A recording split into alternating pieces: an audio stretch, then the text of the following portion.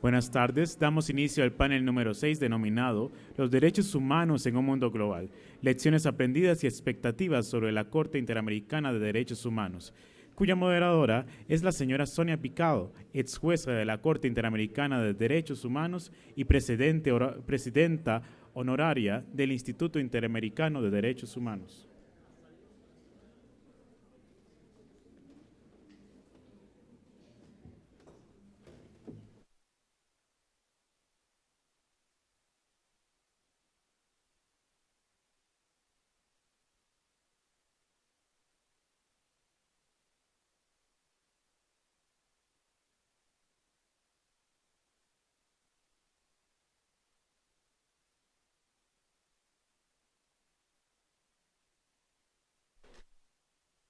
Bien. Muy buenas tardes. Entiendo que estamos un poquito atrasados de horario, de manera que vamos a darle 15 minutos a cada panelista y vamos a comenzar esta mesa redonda tan pronto como podamos. Voy a darle la palabra primero a los dos jueces de más antigüedad salientes, además, para luego darle la palabra a los que vienen apenas llegando a la Corte. Sería un gusto comenzar con usted, con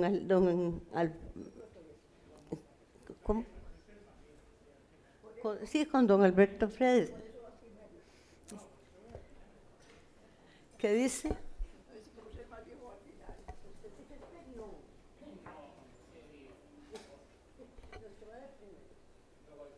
Usted va de primero.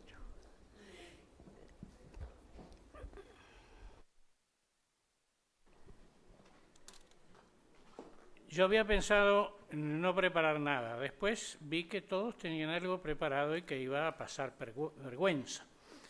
Entonces preparé una serie de notas muy prolijas en mi computadora, que está acá, pero el que no vino fue el cargador y se le acabó la batería.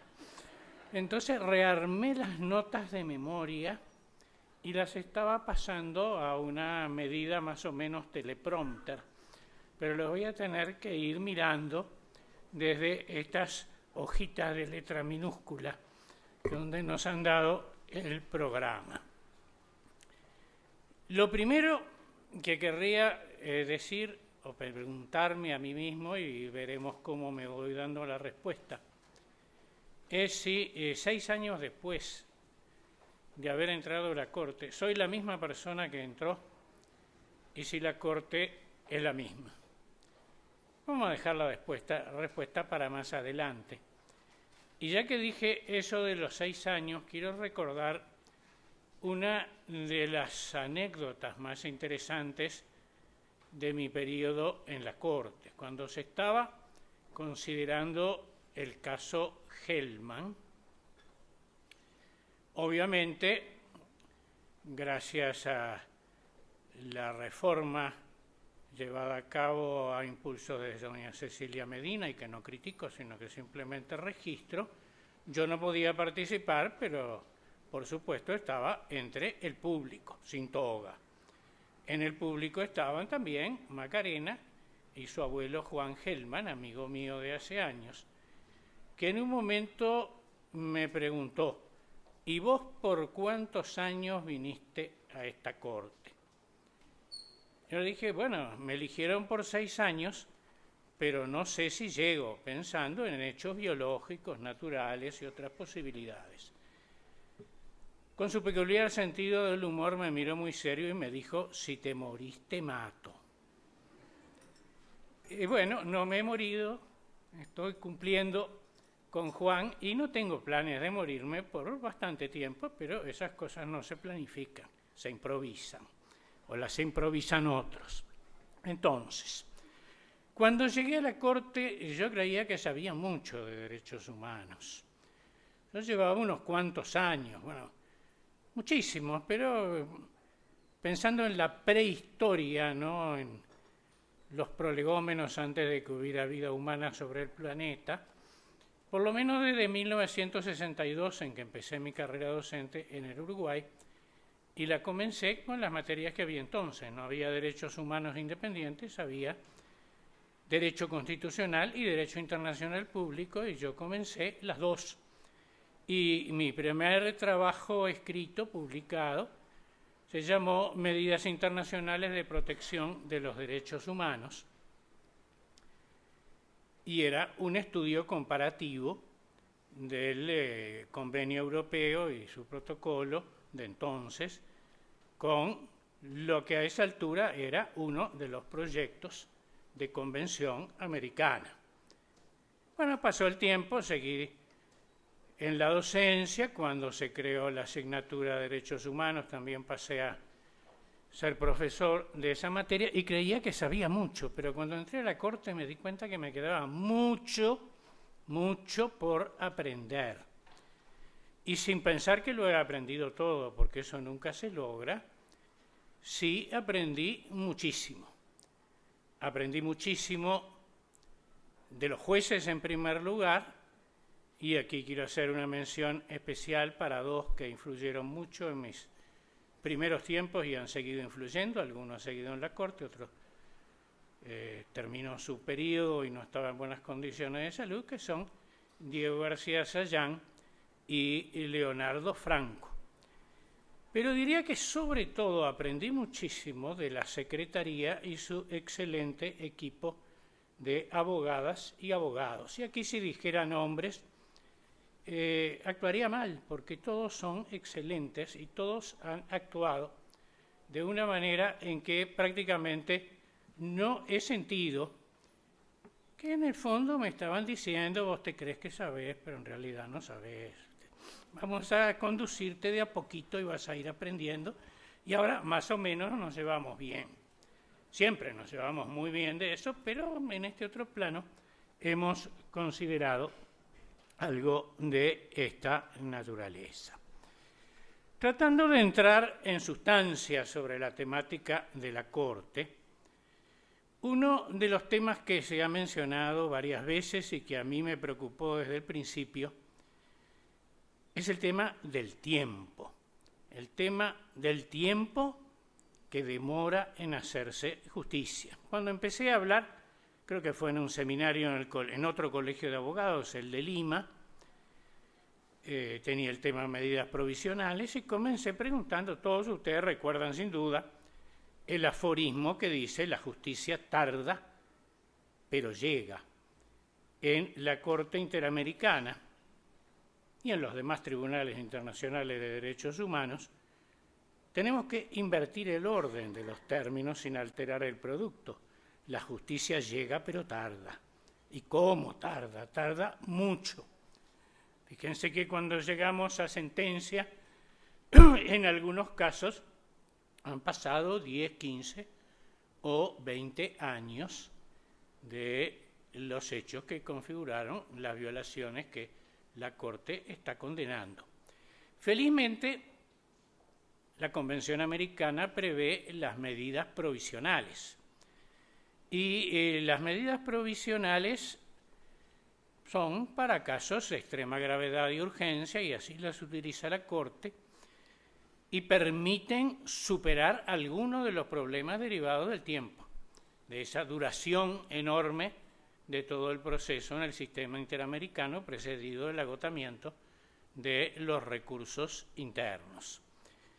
Un caso reciente nos dio la satisfacción de haber podido llegar a tiempo y haber podido salvar una vida. El caso de B, así lo llamamos nosotros. Me parece que en su país todos conocen el nombre, pero yo prefiero seguir llamándole así, que era una señora que estaba embarazada y que por una condición preexistente tenía un embarazo de muy alto riesgo que hacía pensar en que podía perder la vida.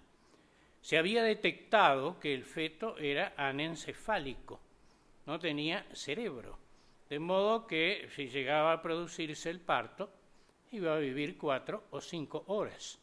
Sin embargo, la legislación de El Salvador no permite el aborto en ninguna circunstancia. Había intentado algún amigo nuestro en su corte constitucional, había votado en disidencia, pero los demás habían dicho no, no puede haber aborto. Pidió medidas cautelares, la comisión hizo lo que pudo, pero como no las consideran obligatorias, tampoco le hizo caso, y a nosotros nos llegó prácticamente in extremis. Y felizmente pudimos lograr una solución unánime que respaldó la decisión de la Corte de que el gobierno de El Salvador debía hacer todo lo necesario para salvar la vida de esa señora, y así se hizo. Y fue unánime a pesar de las diferencias filosóficas y religiosas que tenemos dentro de la Corte, porque a esa altura del embarazo los médicos actuantes dijeron: esto no es un aborto, es un parto prematuro. Y entonces todos votamos unánimemente y esta señora salvó su vida, y el feto anencefálico tuvo sus 4 o 5 horas de vida. Otro de los temas de los que se ha hablado y en los que a mí me gusta insistir mucho es que en un tribunal de derechos humanos como este estamos frente a personas, no estamos frente a papeles, estamos frente a personas, y siempre tenemos que acordarnos que estamos decidiendo sobre personas y sus problemas. Eso resulta una temática fundamental sobre este tema. Cuando hablaba Katia Salazar hace un rato, yo recordaba, y cuando habló Viviana Kristishevich más temprano, que lo hizo muy vívidamente sobre hechos vividos por ellos, yo recordaba nuestras experiencias con las víctimas. Ver a las víctimas, escuchar a las víctimas, a veces no poder escucharlas porque todavía están sollozando 20 años o 25 o 15 años después, es dramático y es de las cosas que debe inspirar y que sin duda inspira nuestra conducta en esta materia. Cuando vienen y nos dicen: lo que yo quiero es que en algún lado me escuchen, quiero hacer oír mi voz, también por supuesto quiero que se haga justicia, pero lo principal es: quiero que me escuchen. Uno de esos casos además fue muy particular para mí, era el caso de la guerrilla de Araguaia, donde el actual presidente de la Corte era juez ad hoc, y había un conjunto de personas, todas, podríamos decir, uniformadas con unas camisetas, vamos a hablar propiamente en portugués, que tenían una leyenda, pero la testigo que estaba hablando se podía solo leer arriba: a única luta que se perde y no se veía. Además, yo no hice una pregunta, pedí a la testigo que se levantara para terminar de leer la leyenda de su camiseta, que era: a única luta que se perde a que se abandona, a que se abandona. Y nos hicimos amigos. Eso no quiere decir, muy bien como se dijo más temprano, que eso afecte la imparcialidad, pero un tiempo después, a través de una compañera de Amnistía Internacional Brasil, me llegó de obsequio una camiseta con esa leyenda y con las fotos de las víctimas por las que trabajaran. No la uso habitualmente, y menos para venir a la Corte, pero es una de las vestimentas más emocionantes. En mi periodo en la Corte confirmé y reafirmé algunas convicciones que ya tenía de antes, y que, como entran en conflicto con algunas de las cosas que se dijeron más temprano, pero no con otras, quiero decir dónde estoy yo en este aspecto. Me reafirmé en la convicción de que las sentencias de la Corte son obligatorias, no son consejos, son sentencias obligatorias. De modo que esto ya es un primer punto fundamental.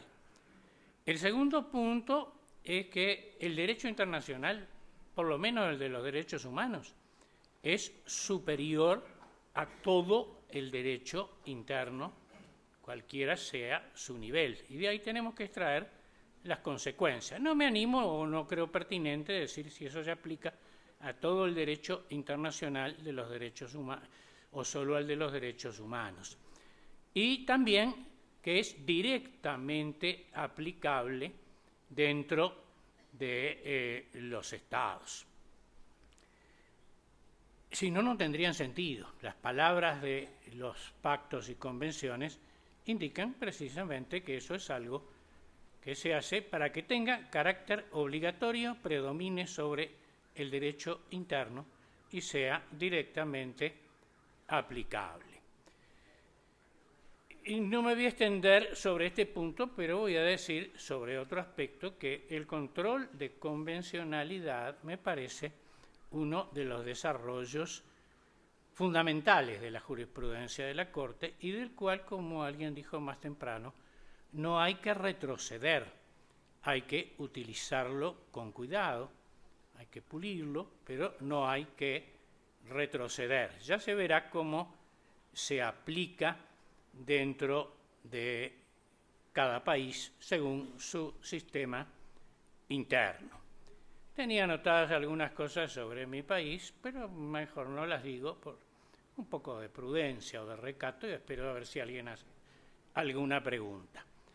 ¿Cómo estoy ahora al terminar este periodo de la Corte? Fíjense, yo tengo 78 años y habré tenido etapas y vicisitudes distintas en la vida. Estoy en el fin de una etapa, pero de ninguna manera en el fin de la lucha por los derechos humanos. Algunos de los planes que tengo para estos años futuros es empezar a escribir, porque me doy cuenta que he vivido en una cultura oral de clases, y mis clases suelen no estar registradas, hay que hacer algo, y hasta una amiga muy amable se ofreció para grabar mis memorias. Dice que yo tengo que hacer mis memorias, que tengo mucho interesante para contar. Yo no creo mucho, pero bueno, vamos a ver si le hago caso. Entonces empecé a pensar un título. Siempre me gustó el título y el contenido, sobre todo también, de las memorias nada menos que de Pablo Neruda, no lo voy a plagiar, las que se llaman Confieso que he vivido. Pero de ese título yo saqué una idea. Yo no he sido bautizado, no soy religioso, por lo tanto, no me confieso. Y me parece que un buen título para mis memorias podría ser He vivido sin confesarme.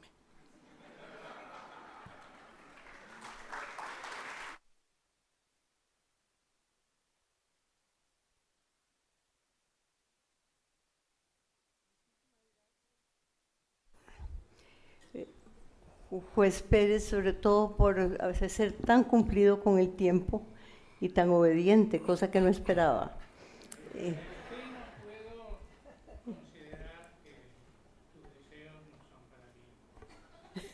Eso me parece muy lindo y lo acepto. Quisiera darle entonces la palabra al juez Manuel Ventura. Detesto decir ex. Me parece que debemos, como en otros países, mantener el título. Entonces, juez Manuel Ventura. Buenas tardes, querida doña Sonia, jueza de la Corte Interamericana de Derechos Humanos. Yo les voy a hablar de una serie de hechos de los cuales me tocó ser partícipe y que determinaron la instalación de la Corte Interamericana de Derechos Humanos aquí en San José, Costa Rica. En primer lugar, debo decirles que el 8 de mayo de 1978 asumió la presidencia de la República don Rodrigo Carazo Odio, de cuyo gobierno formó parte doña Elizabeth Odio, y en su programa de gobierno tenía un asesor muy experto en esta materia, don Gerardo Trejos, de grata memoria. Pidieron, él puso como punto de programa de gobierno el presionar, hacer lobby para que entrara en vigencia la Convención Americana sobre Derechos Humanos y para que la sede de la Corte estuviera en San José, Costa Rica. En ese entonces, las asambleas de la OEA se celebraban en el mes de junio y la del año 1978 fue la última que se celebró en Washington en el mes de junio. La siguiente se iba a celebrar hasta el mes de noviembre, como sucede ahora que son en noviembre, en 1979, año y medio después, en La Paz, Bolivia. Asamblea de no muy gratos recuerdos para mucha gente, porque en esa semana de la asamblea Bolivia tuvo 4 presidentes, si mal no recuerdan.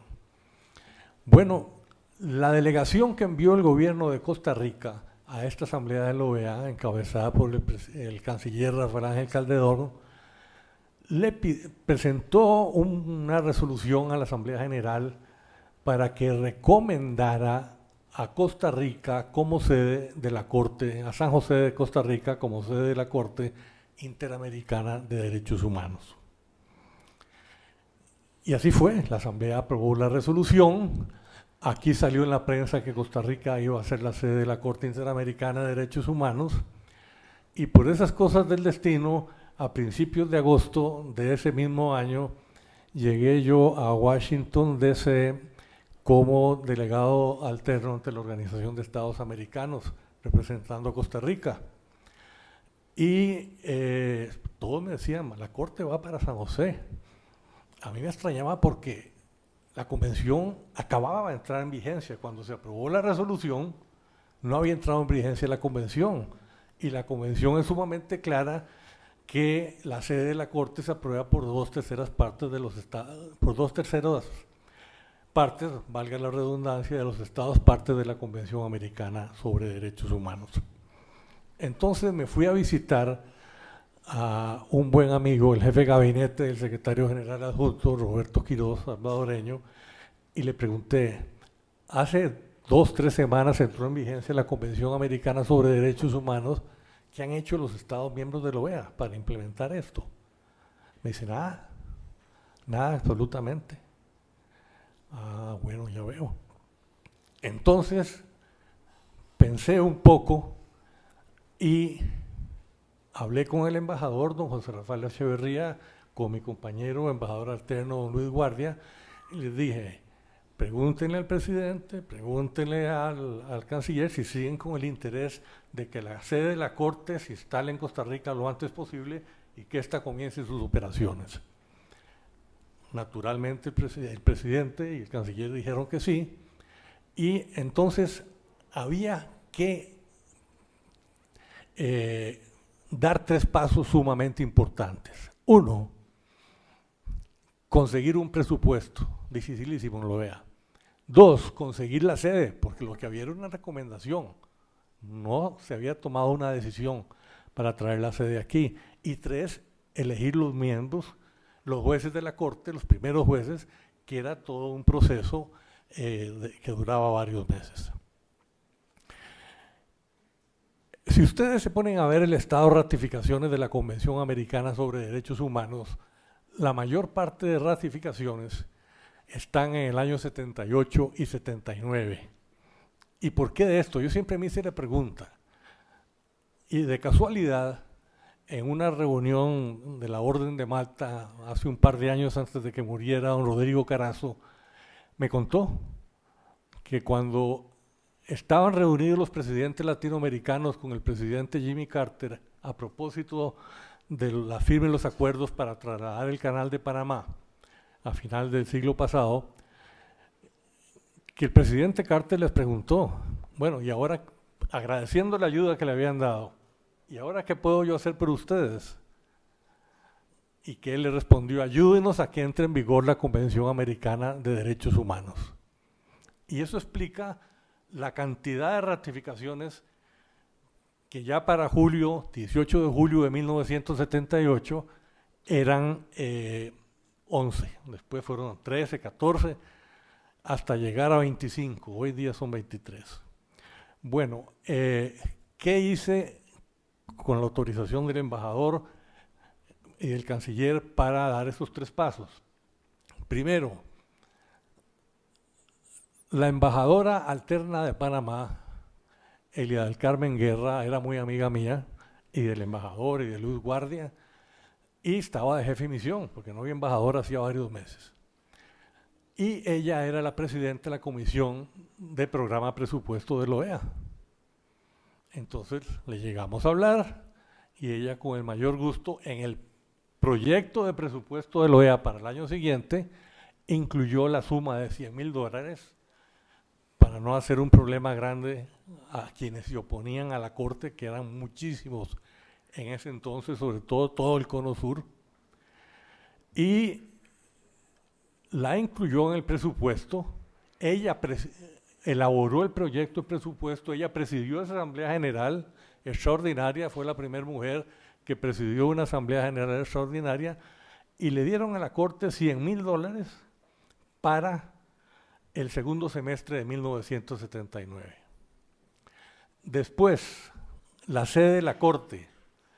Bueno, lo que había enfrente era una Asamblea General extraordinaria. Y todo el Cono Sur y algunos otros estados se opusieron a que en esa Asamblea General se considerara el tema de la sede de la Corte, porque lo que estaba en la convocatoria era un tema de aprobar el presupuesto de la Corte, de la OEA únicamente. Entonces yo conversé, me acuerdo, con el embajador de México, un hombre muy sabio, don Rafael de la Corina, que para entonces tenía 80 años y había estado en San Francisco en la redacción de la Carta de la OEA, etcétera, y me dijo, ¿no? Encontramos una interpretación. A propósito de una reunión de la Asamblea General de la OEA, los estados partes pueden reunirse y tomar las decisiones que consideren pertinentes. Y así lo han seguido haciendo hoy en día.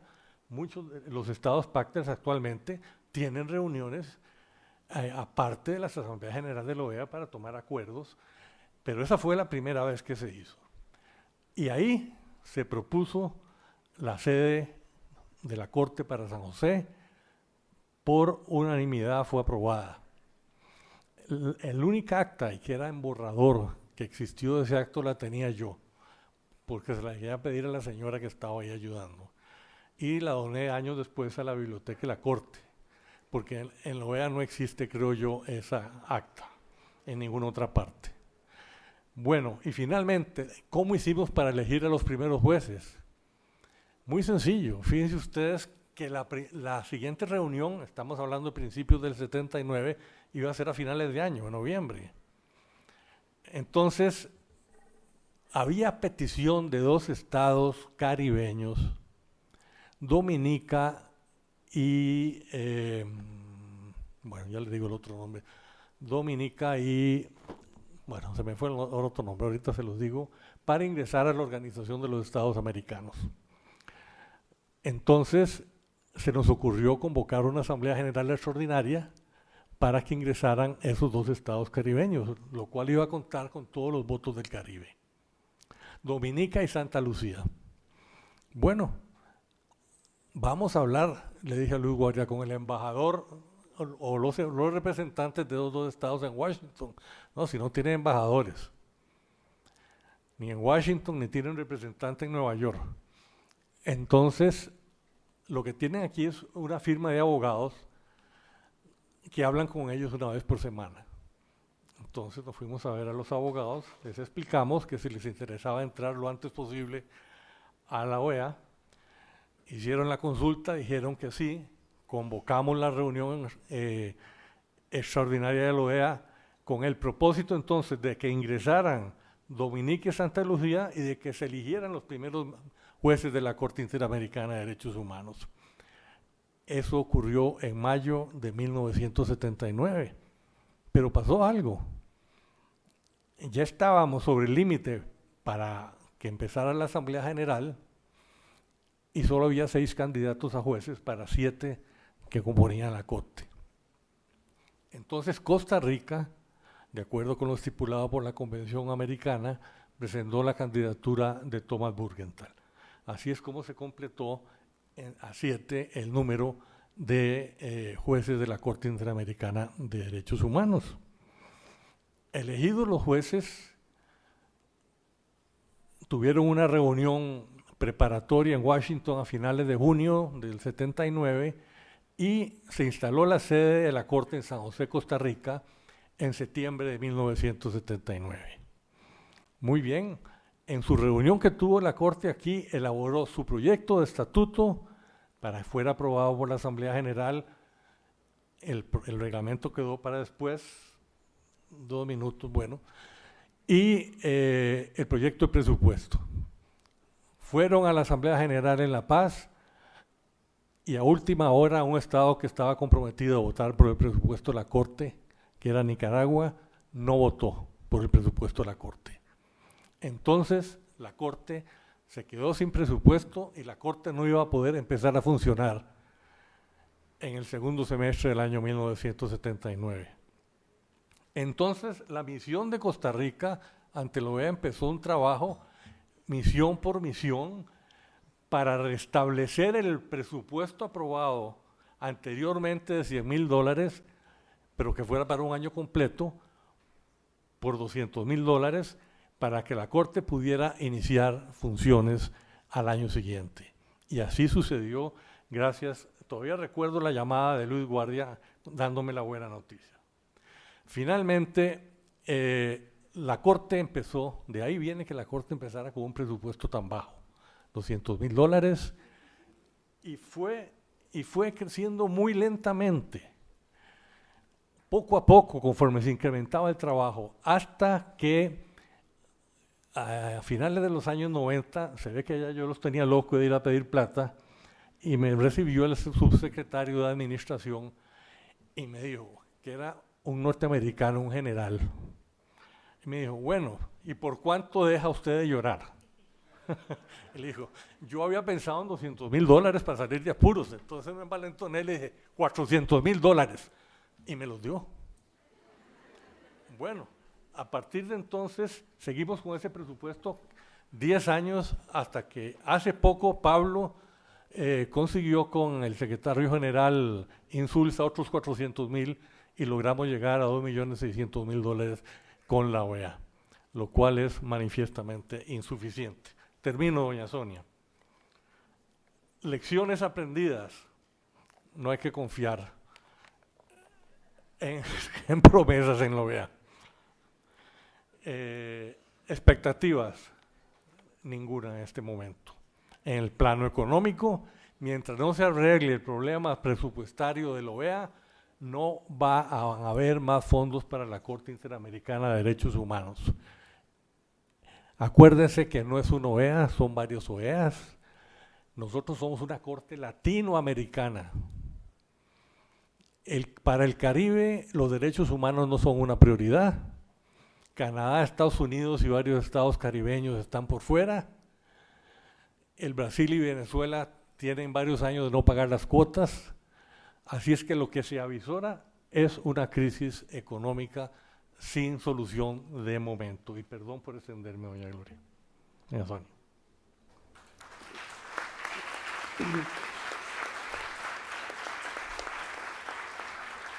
Muchas gracias, juez Ventura. Yo quisiera aprovechar la oportunidad para felicitarlo. Si hay alguien que se ha dedicado a la Corte como subsecretario, secretario, juez, ha sido Manuel Ventura. Entonces, me parece que esta historia, que él conoce mejor que nadie, revela el cariño y la dedicación que usted le ha tenido a la Corte. Muchas gracias. Gracias a usted.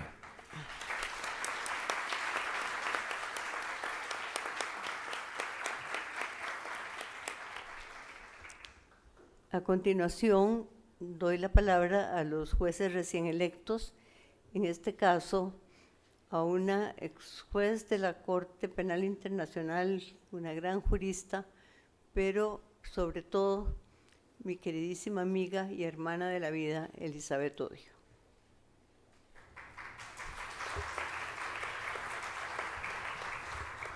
Muchas gracias, Sonia. Bueno, después de oír a Manuel, creo que podríamos ir reconsiderando si vamos a seguir o no. Y yo coincido con Sonia en que la Corte le debe mucho a la dedicación, a los desvelos, a la devoción, a la lealtad de Manuel Ventura, desde que era prácticamente alumno mío, que era, es decir, un niño. A pesar de todos los problemas que obviamente tenemos y vamos a tener, amigas y amigos muy queridos, colegas muy queridos, déjenme decirles que en el día de ayer, cuando me juramenté como jueza de la Corte, y todavía me emociono, si me pongo a llorar no se extrañen, sentí una profundísima emoción y un inmenso orgullo de ser lo que nunca pensé que llegaría a ser, jueza de la Corte Interamericana de Derechos Humanos. Yo estuve a la par de Rodrigo Carazo, a cuya memoria dedicaré mis desvelos en esa corte, por todo lo que me enseñó y todo lo que hizo por los derechos humanos en este país y en el continente. Yo estuve con él cuando se logró que se aprobara, con todos los detalles que explicó Manuel, se aprobara la convención, y su sueño era que se estableciera la Corte. Él creía profundamente en la misión jurisdiccional como un elemento de protección de los derechos humanos. Sin embargo, a pesar de que en los años que siguieron, yo seguí trabajando en muchos campos en derechos humanos, y sobre todo, poco a poco fui especializándome en los derechos humanos de las mujeres. Mi destino hizo que llegara a ser jueza penal internacional. Es decir, yo llegué al derecho penal internacional después de muchos años en los derechos humanos. Y cuando llegué a mi primera experiencia de jueza en el Tribunal para la Antigua Yugoslavia, la verdad es que, salvo el derecho internacional público que había aprendido con Tom Bergenthal, que fue en muchos sentidos mi profesor personal, no tenía mayor experiencia, y el derecho internacional humanitario no me convencía para nada. Un derecho que para lo único que servía, en mi errada opinión en ese momento, era para que un conjunto de sabios se reunieran en Ginebra todos los años e intercambiaran opiniones sobre las diferencias entre el artículo 3 común y el resto de la normativa internacional, y que de nada, salvo los prisioneros de guerra, de nada en realidad había visto yo que le sirviera a los derechos humanos de quienes resultaban poblaciones protegidas por ese derecho. Pero precisamente en el Tribunal Penal para la Antigua Yugoslavia empezamos a darle al derecho internacional humanitario un contenido que lo hizo activo, que lo sacó de las discusiones académicas y lo convirtió en el instrumento de trabajo de jueces que trabajábamos con las víctimas de una guerra civil espantosa que se libraba en el territorio de la Antigua Yugoslavia. Ese derecho internacional humanitario me enseñó a mí, y en la experiencia en ese tribunal aprendí de primera mano del dolor de las víctimas. Y de las víctimas de ese conflicto y de todos los conflictos armados que han asolado y siguen asolando el planeta. Aprendí del dolor de las mujeres víctimas de la violencia sexual, y aprendí que esa violencia sexual empezaba a ser utilizada como un arma de guerra en los conflictos armados hasta el día de hoy. Ese conocimiento me llevó a tratar de hacer un emparentamiento lo más cercano posible con los derechos humanos de las víctimas. Pero no fue sino cuando tuve también la ocasión de llegar a ser jueza en otra corte penal, en la Corte Penal Internacional, en que por primera vez las víctimas recibían en un estatuto, el de Roma, el derecho a ser tomadas, a que sus voces fueran oídas sus preocupaciones fueran tomadas en cuenta y a recibir reparaciones. Ya para entonces, yo sabía, porque lo había seguido muy de cerca, la importantísima labor que venía desarrollando esa corte por la que yo tanto cariño tenía, y tuve siempre, que era la Corte Interamericana de Derechos Humanos. Y que gracias a la labor de jueces muy distinguidos, había ido elaborando una jurisprudencia importantísima en todo lo que tenía que ver con los derechos de las víctimas y la función que la justicia internacional debe cumplir, poniendo en el centro del quehacer de jueces y cortes a las víctimas. Sin embargo, la Corte Penal Internacional había dado, en las peleas que se dieron, una pelea muy importante que todavía no había dado la Corte Interamericana de Derechos Humanos, y era buscar la igualdad de género, la paridad en el número de jueces y juezas que integraban estas cortes. Con todo y el inmenso trabajo que la Corte Interamericana de Derechos Humanos había ya venido realizando, cuando Sonia Picado, mi hermana, llegó a la Corte, fue la primera mujer, y durante 20 años después de Sonia no se nombró a ninguna mujer hasta que no llegó Cecilia Medina. Esto habla de todo el trabajo que tenemos por delante en el continente latinoamericano, y que Cecilia precisamente recordaba esta mañana, sobre la inmensa necesidad de seguir trabajando en contra de la discriminación. Porque cuando a Sonia Picado le preguntan que si ella alguna vez ha sufrido discriminación, dice que sí, y que fue en la Corte Interamericana de Derechos Humanos donde la discriminaron. Y no porque le dijeran linda, o cómo fue que dijo Sierra Porto esta mañana la doctora Rosita, sino porque no la eligieron, lo cual le correspondía a presidenta de la Corte. Y siempre entendimos que era por ser mujer. Así es que tenemos todavía mucho trabajo por hacer. En la Corte Penal Internacional, que adoro con toda mi alma, y que aprovecho para saludar a Silvia Fernández de Gurmendi, nuestra primera presidenta en la Corte Penal Internacional, después de muchos años de luchar porque una mujer llegara a esa posición, han retrocedido. Ha retrocedido. Lo que ocurrió en el año 2003 con el nombramiento de juezas, magistradas de todos los continentes para la Corte Penal Internacional, ha perdido pie. Entonces, hoy día, en la última elección de jueces, no hubo mujeres. Quiere decir, algo de lo que nos decía Cecilia, y es muy importante, hay que evitar los retrocesos. Hay que evitar los retrocesos en la discriminación, de todo tipo de discriminaciones. Hay que evitar los retrocesos en qué es lo que vamos a poner en el centro de nuestro quehacer como jueces.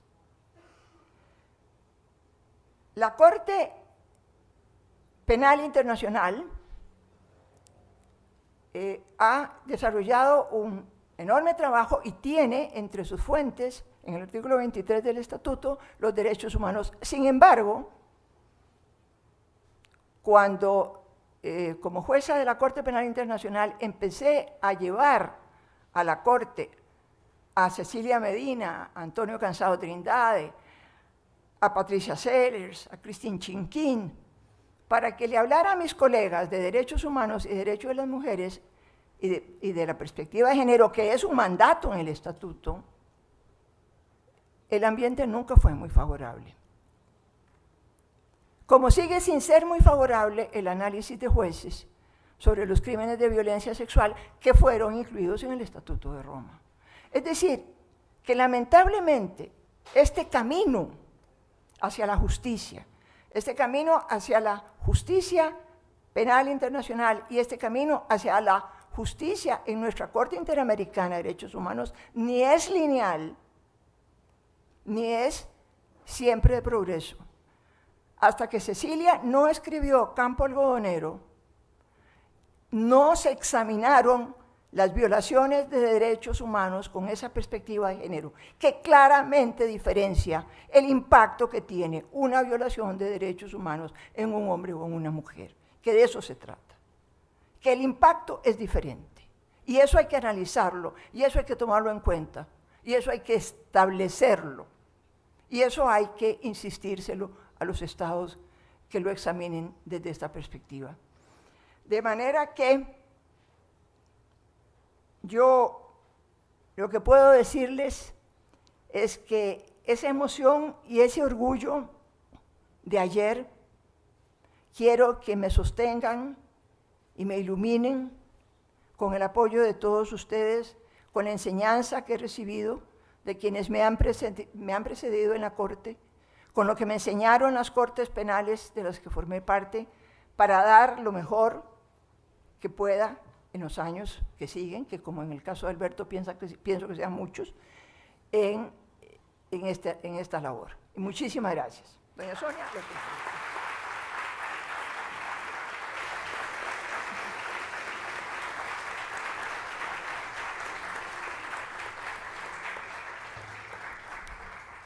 Muchas gracias, juez Odio Benito. Suena raro todavía. Y yo quisiera decir que a Cecilia Medina tuve que rogarle que aceptara ser presidenta. Y yo le decía, Cecilia, tenés que vengarme, porque lo que me hicieron había sido bastante feíto, no lo vamos a detallar aquí. Y entonces Cecilia, que no quería, porque en ese momento tenía un recargo muy fuerte, y aceptó y honró enormemente a la Corte con su presencia. Yo quiero agradecerle de nuevo a Cecilia el que haya sido la primera presidenta de la Corte Interamericana.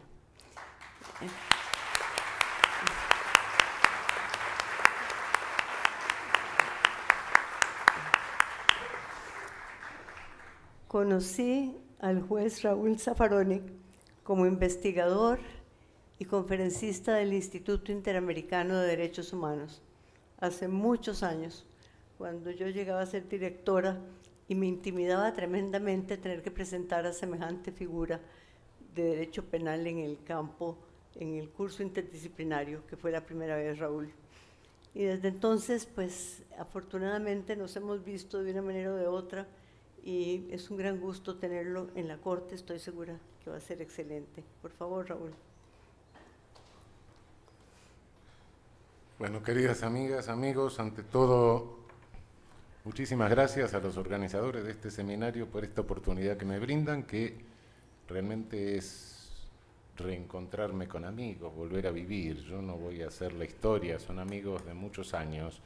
No me gusta decir viejos amigos, no me cae muy mal eso, pero veo reencontrarme con Sonia, reencontrarme con Elizabeth, con Sergio García Ramírez, con Elías Carranza, con Rita Maxera, con Joseph, con Estela, con Pepe Sáez Capel, que anda por ahí. Bueno, y perdonen las omisiones, es encontrarme con mi historia.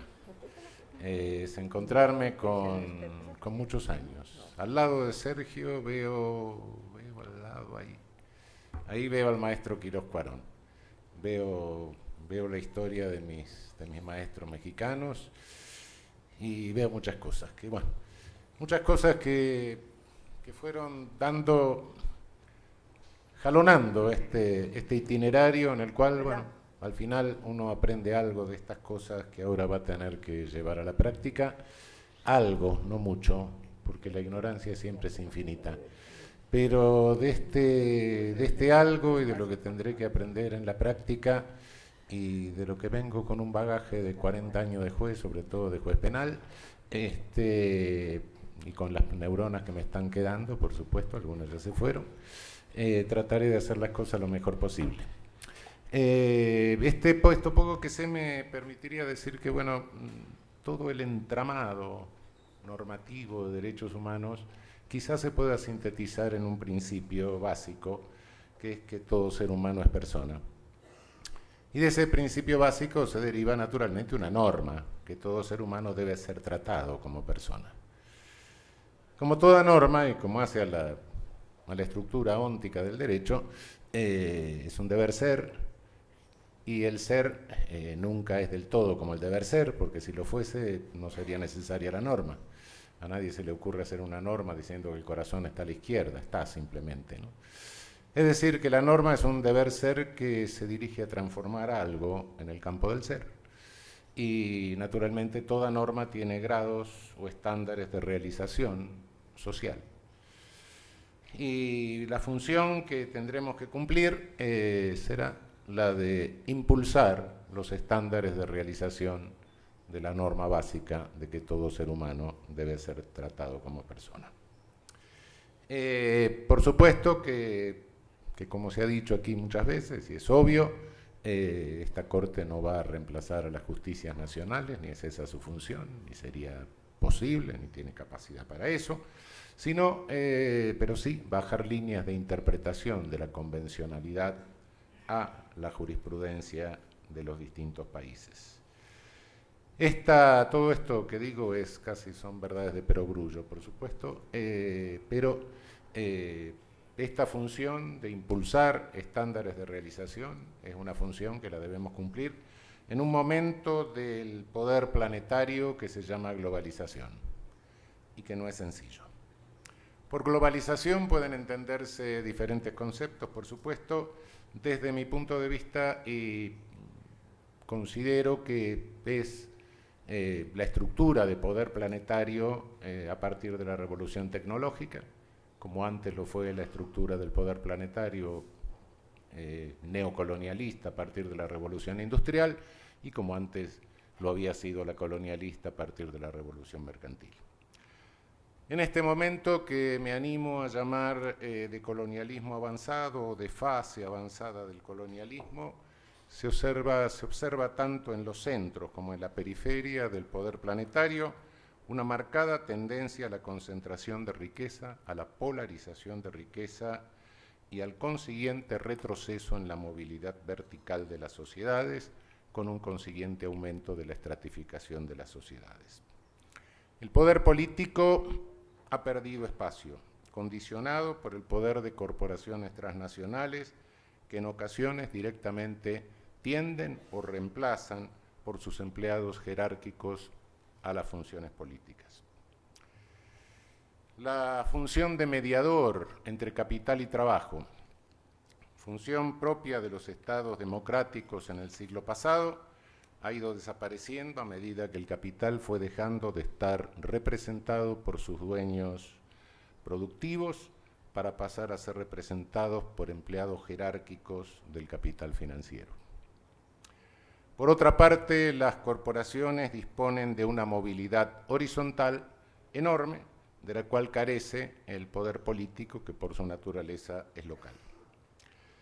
Esto da lugar en este siglo a una polarización de modelos de sociedad y por ende de estados que propugnan por uno u otro modelo, pero es una polarización que nada tiene que ver con la polarización ideológica del siglo XX. Los modelos actuales son el de una sociedad incluyente o el de una sociedad excluyente. O se marcha hacia una sociedad que trata de alcanzar un ideal en que nadie quede excluido de la ciudadanía real y por ende de la condición de persona, o el de una sociedad con un alto porcentaje de personas excluidas a las que no se trate como personas o, como dijo el Papa, sean considerados descartables, entes descartables. Esta polarización se repercute en nuestra región, por supuesto, pero proviene de un momento en que la humanidad tiene, o se enmarca en un momento general de la humanidad, en que hay un tercio de población consumiendo lo que no necesita para vivir, y 2/3 de la población mundial con carencias de necesidades básicas, y una parte de esos 2/3 con carencias de lo necesario para sobrevivir.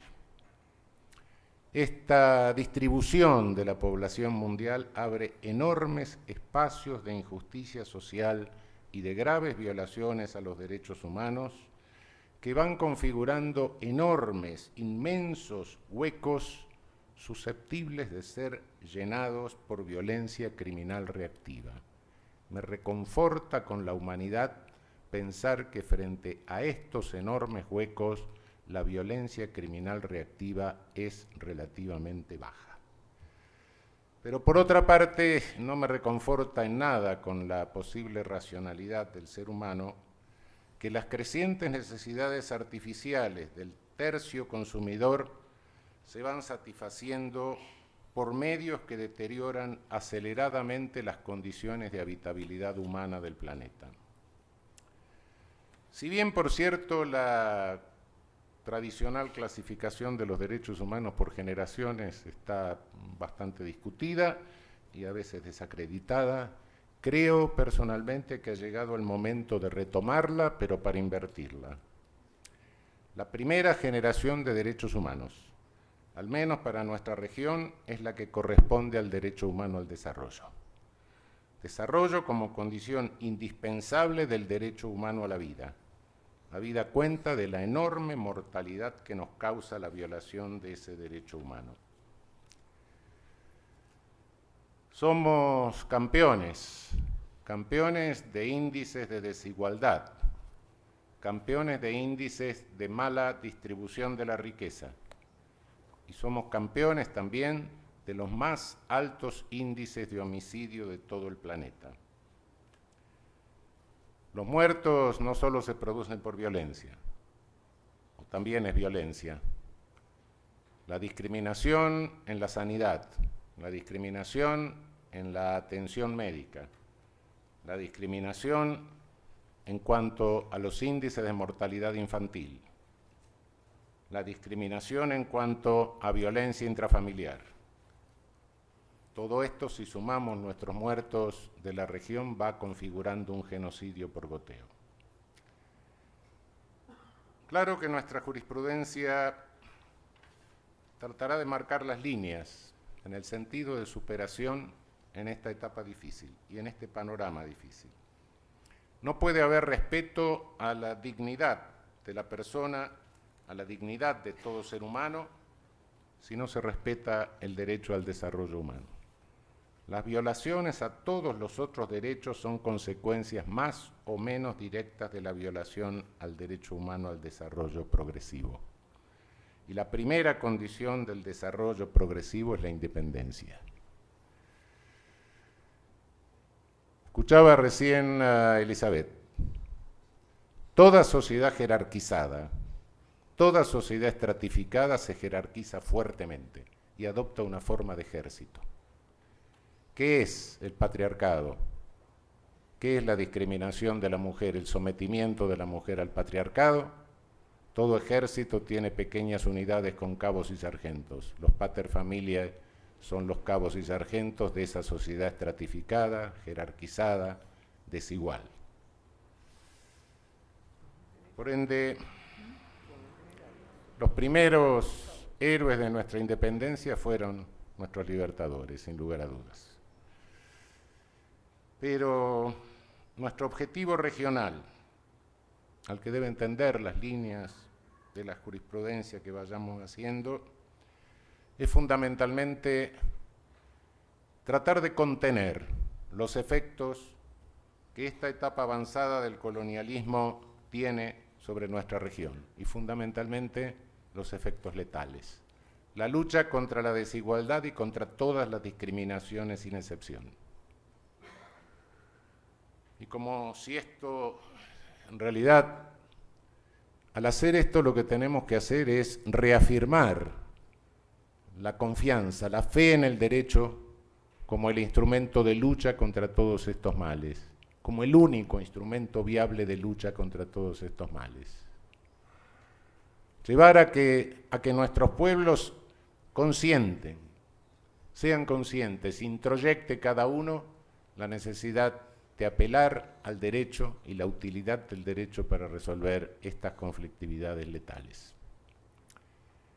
Si no conseguimos esto, lamentablemente nuestros pueblos, o gran parte de nuestros pueblos, van a deshacerse del derecho. Como se arroja lejos toda herramienta inútil, un martillo que no sirve, cabo roto, una tijera que no corta. Pero lamentablemente cuando se arroja lejos al derecho, el único camino que queda es la violencia. Y la violencia tiene dos problemas. Primero, aunque triunfe, aunque lo que la motiva sea justo y aunque triunfe, desgraciadamente, en esos casos son 2 minutos 40 que me están faltando. En ese caso, la mayor parte de los muertos siempre la ponen los más débiles. Y en segundo término, la violencia, aunque triunfe, deja heridas que son difíciles de cicatrizar y después se tarda generaciones para poder establecer un sistema de coexistencia mínimamente racional o razonable.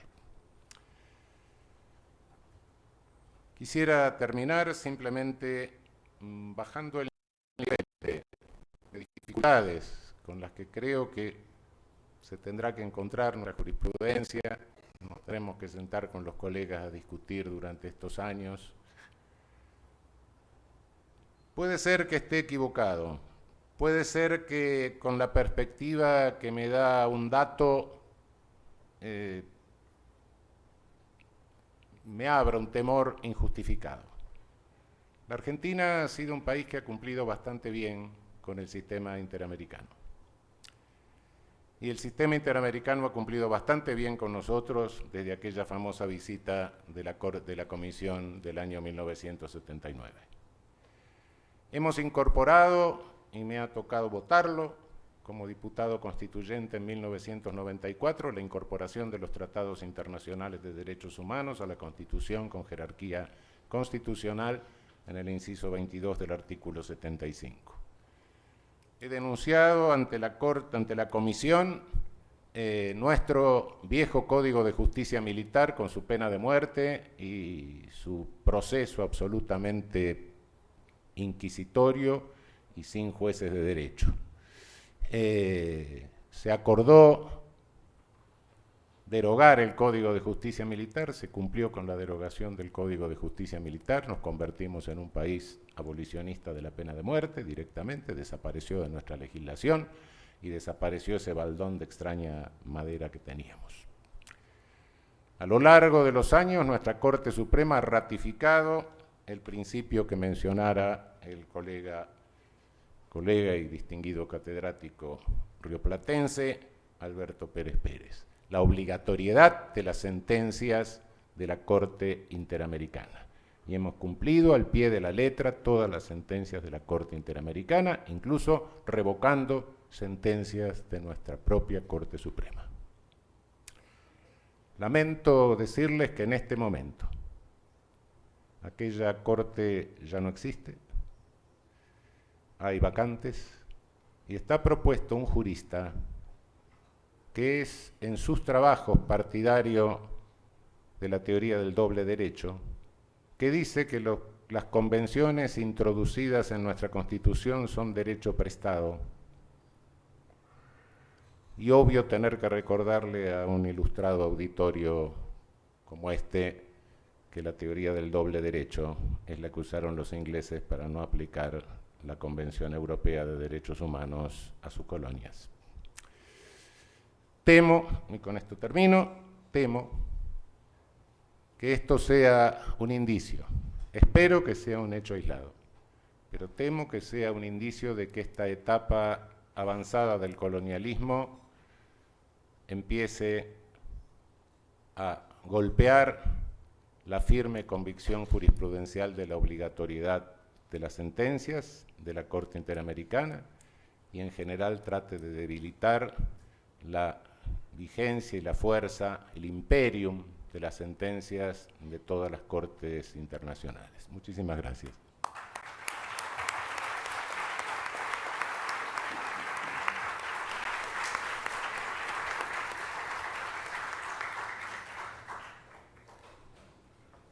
Oír a Raúl Zaffaroni es siempre un reto y ya ven que discute hasta el tiempo. Pero quiero darle ahora la palabra al juez Pazmiño de Ecuador y darle la bienvenida a Costa Rica porque antes no me había tocado verlo aquí, así es que estoy segura de que espero que pase muy bien en nuestro país.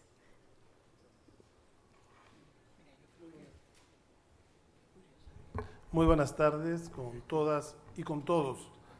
Muchas gracias, querida presidenta de la mesa, sobre ese saludo y esa bienvenida a todos los colegas que hacen parte del panel igualmente.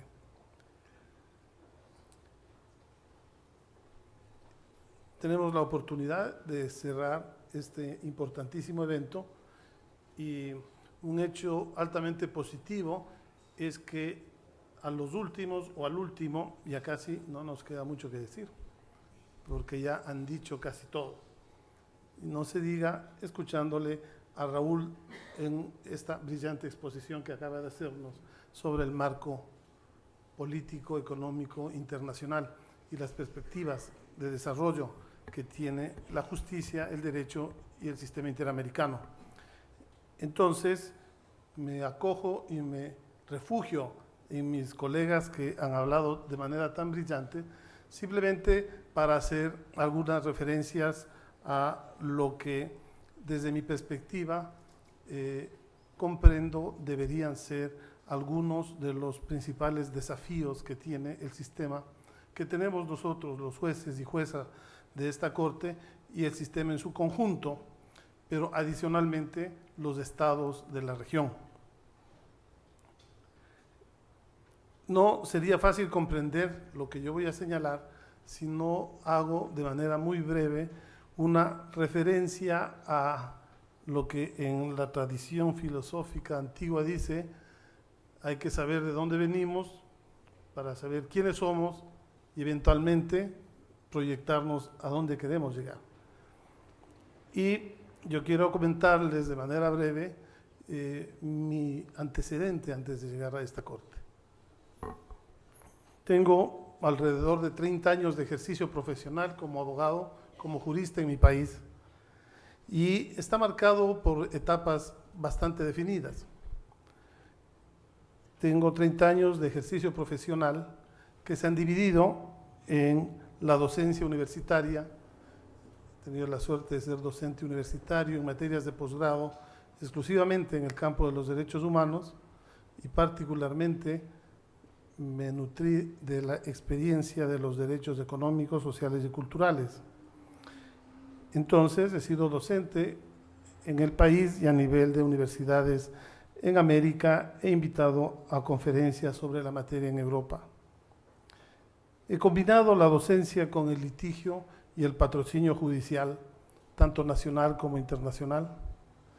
A partir de los 90 intentamos, y estoy viéndole por aquí, a un queridísimo colega y amigo, es Víctor, intentábamos ya en esos años promover lo que denominábamos el enfoque de los derechos económicos y sociales en la región.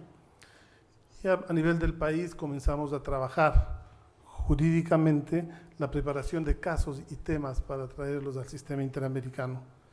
Tuve la oportunidad, allá por el año 1999, de presentar y preparar una demanda, una de las primeras demandas, no sé si será la única, porque hasta ahora en nuestro casillero judicial nunca recibimos una respuesta. Presentamos una demanda por el derecho a la salud, por la violación del Estado ecuatoriano al aprobar el presupuesto general del Estado, asignando más del 53% del presupuesto general para el pago de los intereses de la deuda externa. Esa demanda fue uno de los primeros hitos que se planteó en el sistema interamericano, que desafortunadamente nunca tuvo respuesta ni de admisibilidad o de admisibilidad. Luego también estuve muy involucrado desde muy joven en la asesoría y patrocinio a organizaciones sociales, comunidades indígenas. Particularmente tuve el altísimo honor de ser el abogado patrocinador de uno de los pueblos indígenas que ha sentado un precedente en su lucha, y hoy la Corte también lo ratificó en sus decisiones, que hoy es conocido como el caso Sarayaku, que la Corte tomó ya la decisión pertinente y donde por primera ocasión se establecía o se introducía el concepto y la noción de valoración y protección de los derechos culturales de los pueblos indígenas por la íntima relación que estos tienen con su entorno natural y su medio ambiente. Caso que está ya en fase de ejecución, definitivamente, y me entiendo que inclusive se hicieron visitas de verificación de cumplimiento de este caso. Igualmente, a la par de este trabajo académico de patrocinio jurídico, me desarrollé en el ámbito de las consultorías internacionales, trabajé intensamente en la difusión de los derechos económicos y sociales por más de 8 años en la región. Construimos la Plataforma Interamericana de Derechos Humanos, Democracia y Desarrollo, y permanentemente he sido un promotor de derechos, un activista y un defensor de ellos desde la docencia, pero principalmente desde el ejercicio profesional. No he tenido militancia o afiliación política partidaria en ningún momento de mi vida. La única vez que comparecí al Congreso de la República en mi país fue cuando los organismos de derechos humanos me postularon para defensor del pueblo, que obviamente lo perdí. A partir del año 2007 fui elegido como miembro del Tribunal Constitucional de la República del Ecuador, meses antes que termine la vigencia de la Constitución de 1998. Y a partir de esa época entro en otra etapa de mi vida, que es hacer vocal del Tribunal Constitucional. Luego fui su primer y último presidente, porque para octubre del 2008, la Asamblea Nacional Constituyente del Ecuador, luego de aprobación de la nueva Constitución y su ratificación en referéndum, extinguió el Tribunal Constitucional, siendo elegido nuevamente su presidente y juez hasta el mes de noviembre del año 2015, donde terminé mis funciones como presidente de ese alto organismo. Y en abril del 2015, gracias a la decisión de los países miembros de la Asamblea General de la OEA, fui elegido como juez de la Corte Interamericana para los próximos 6 años. Este es un poco, de manera muy breve y muy resumida, mi antecedente, mi forma de vida, mi currículum profesional y personal.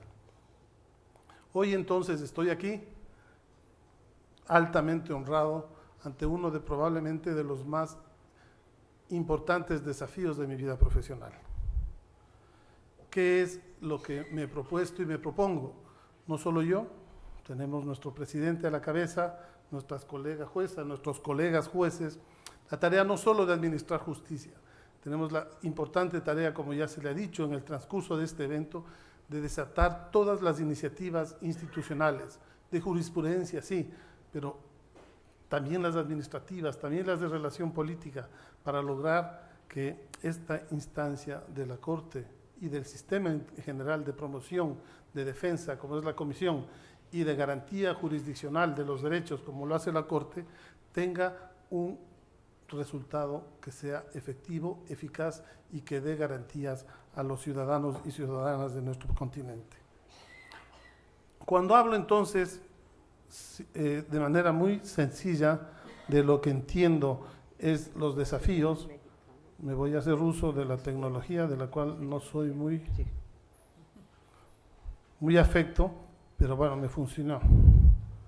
Voy a hacer simplemente una descripción de lo que fue mi presentación pública a nivel internacional en la campaña para acceder a esta alta magistratura y que fue presentada y debatida con los 23 cancilleres de la región y que entiendo tuvo una importante acogida, ya que entiendo parte de eso fue su aprobación y apoyo a la candidatura. Entonces, para terminar, no sé qué tiempo tengo.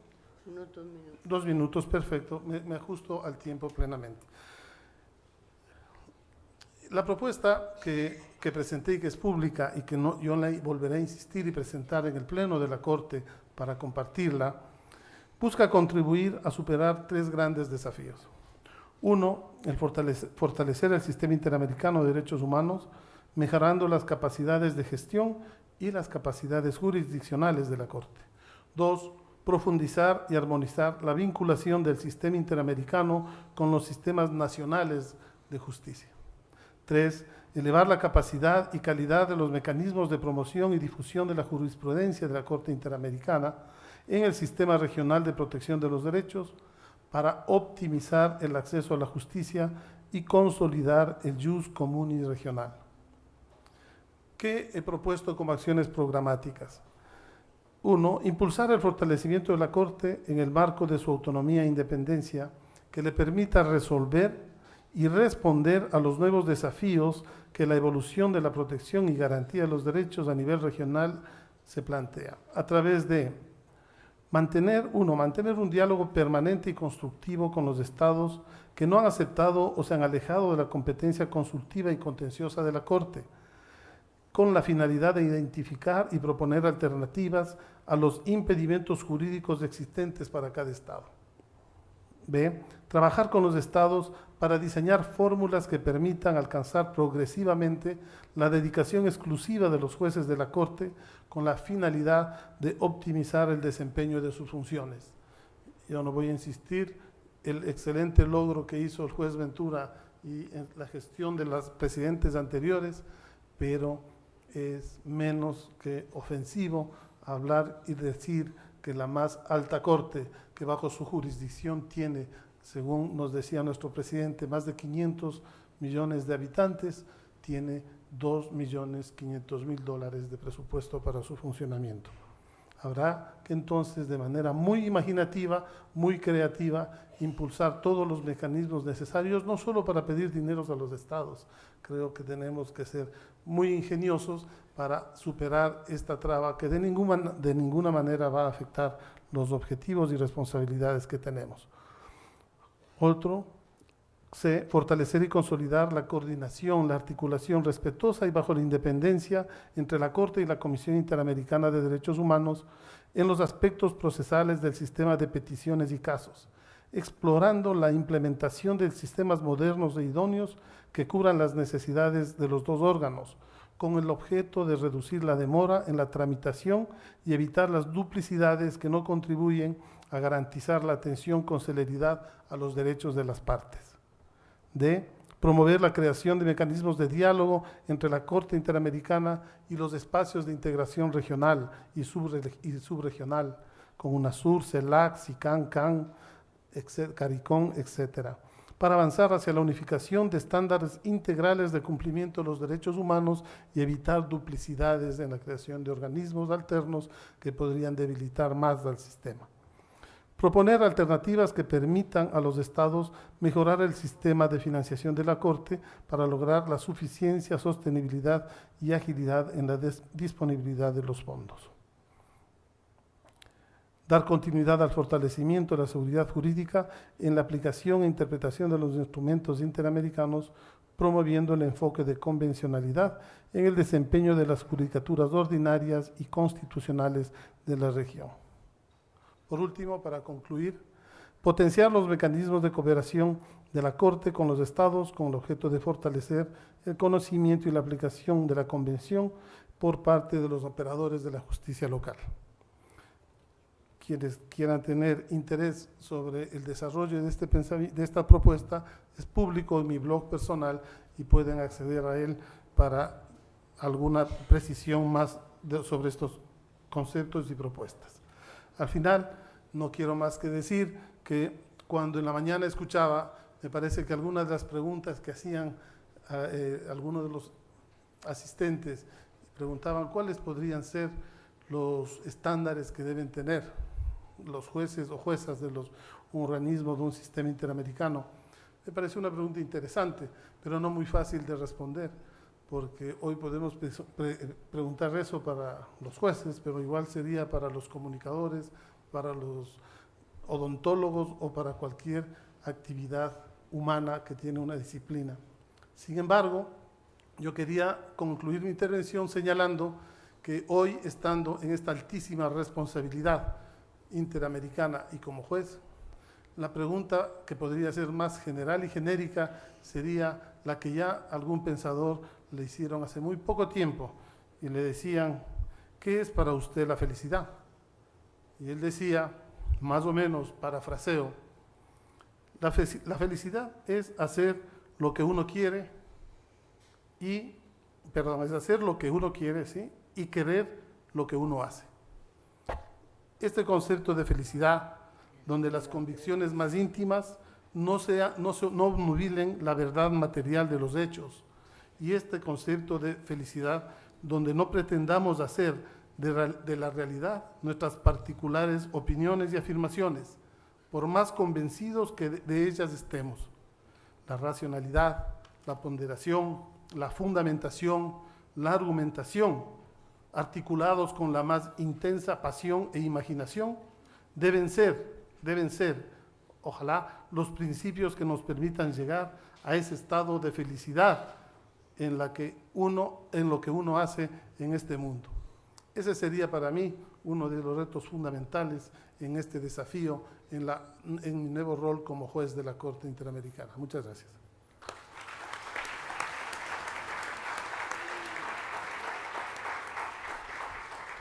Muchas gracias a todos los panelistas, incluso por el buen acatamiento del tiempo.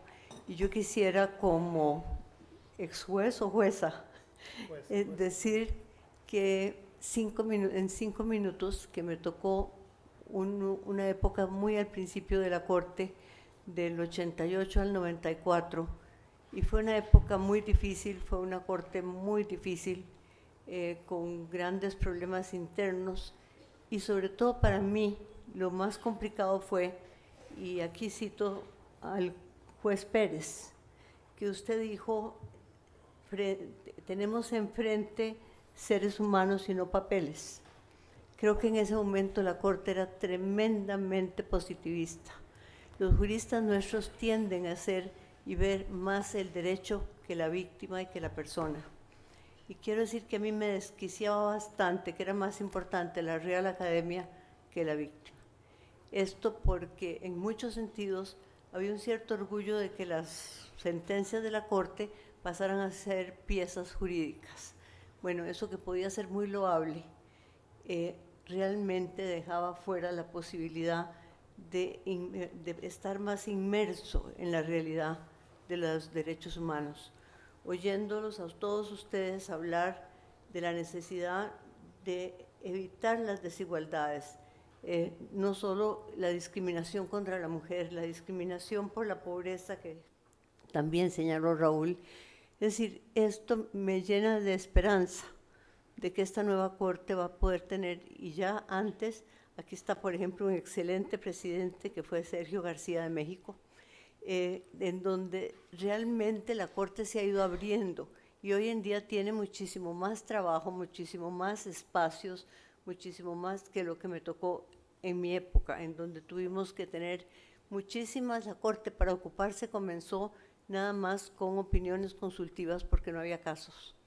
Y hoy en día hay muchos casos. Menciono esto simplemente también porque vale la pena que sepan cuánto hemos recorrido en esta época.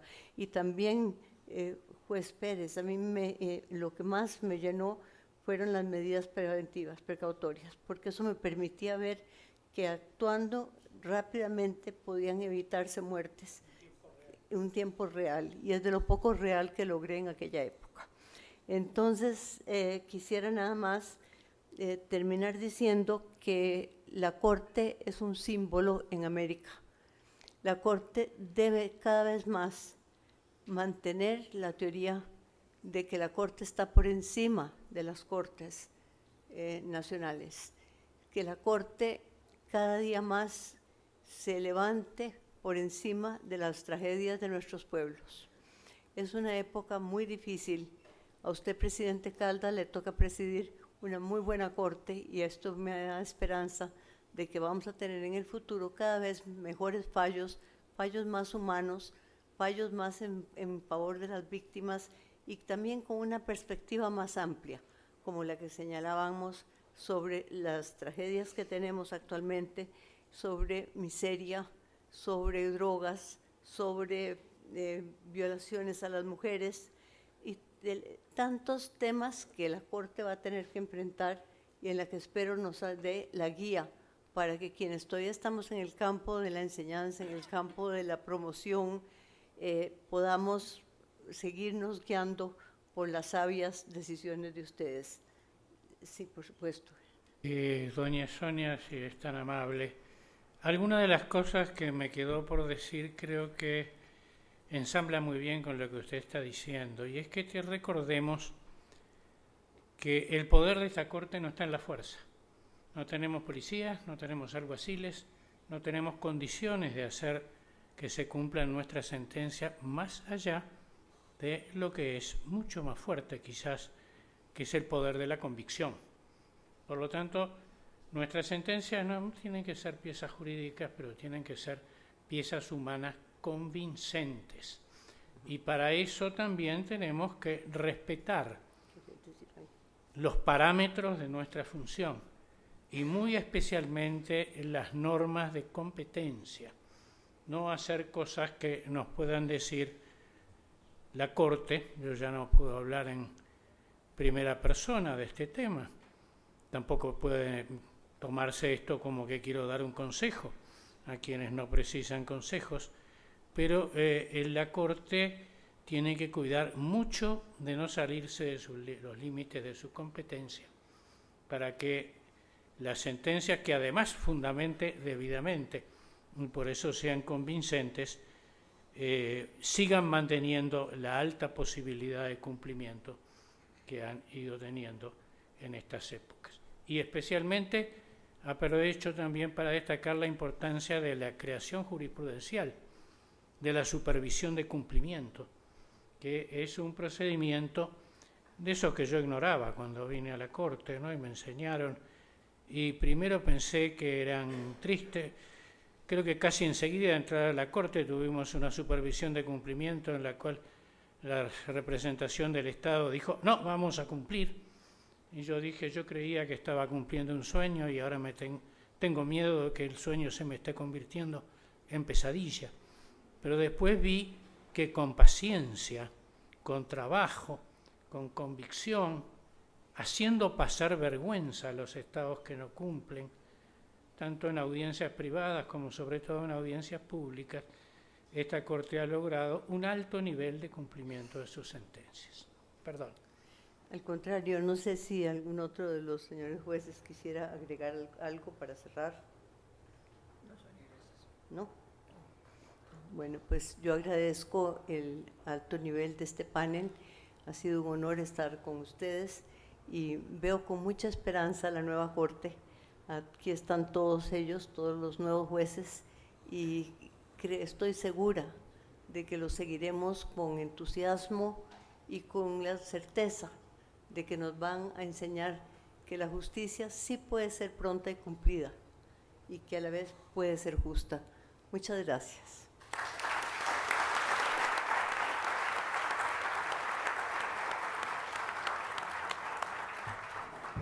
Agradecemos a los panelistas. Por otro lado, les recordamos que mañana retomaremos el seminario internacional con el panel número 7 a partir de las 7 de la noche en las instalaciones de la Corte Interamericana. Muchas gracias. Buenas noches.